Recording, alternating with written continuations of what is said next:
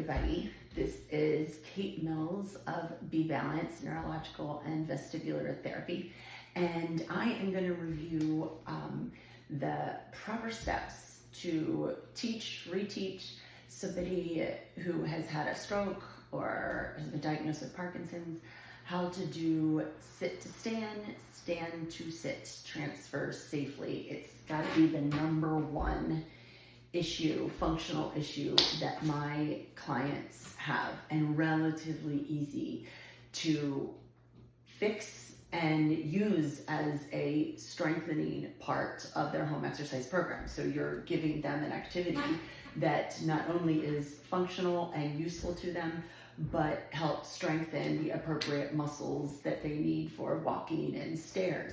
So the first step is to correct the notion that they all want to start out with because they feel safer.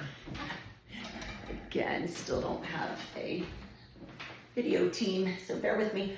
So they're all going to want to start out, no matter what they're sitting on, usually in daily lives, a regular chair, but they're all going to have as much of their thighs and their bottom on the seat as possible, and most likely be rotated back like this. This makes them feel safer. They have a larger, they're increasing automatically their base of support that they have, so they just feel more steady. Then as you try to get them to come forward, a lot of them feel like might as well be pushing them off the ends of the earth. So the very first step is going to be, you need to have them get forward till basically the butt bones are just beyond the edge of that seat. This is how forward they should be. And that helps. So now you can help, even if they're really tight and they can't get their pelvis all the way this way, you can allow them to start to stretch into that position a little bit more and allow that pelvis to come forward instead of any of us that try to get up from this posteriorly tilted pelvis. Is not gonna, none of us with the appropriate strength and an intact neuromuscular system can do that. So I don't know why we expect our patients to be able to do it and we don't correct it when we see it. So first step, scoot to the edge of the seat. Second step, they need to get their, depending on the patient population, it's gonna be either feet wider or more narrow. But the way that I describe it is they need their feet slightly wider than shoulder width. So go down from your shoulders, feet need to be slightly wider than that. Same idea. If they're really, my Parkinson's patients want to be in here, that's really hard to rotate that pelvis forward, really hard to get an appropriate forward weight shift. So they need to be widened out a little bit further than shoulder width. And with this same sort of step, alignment, feet aligned this way, they need to make sure the knees stay aligned over the ankles. If you have a stroke with a weakness here, a lot of times this is what they're gonna wanna look like. The knee's gonna come in, and that completely takes away their ability to use the quad and largely their glute as well. Sometimes it's gonna be sticking out like this. Same goes. You can't use those muscles properly if you're not weight bearing on a flat foot and aligning your joints so your muscles know what to do. So we've got them forward, we've got them feet, knees aligned appropriately.